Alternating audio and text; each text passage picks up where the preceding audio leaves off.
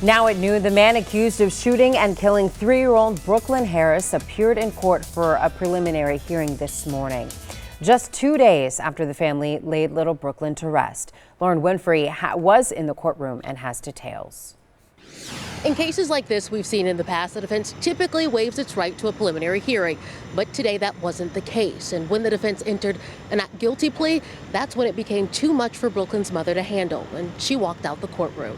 Walking into a courtroom for the first time since the family of Brooklyn Harris buried their baby girl, Antonio Bratchard sat silently as Detective Jeffrey Sullivan answered questions about the deadly shooting. 3-year-old sustained a single gunshot wound to the right side of her head.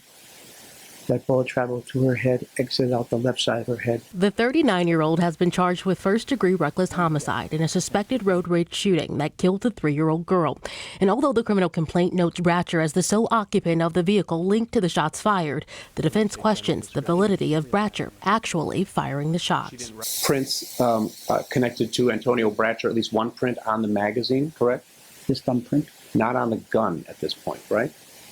It's very difficult to get fingerprints off guns.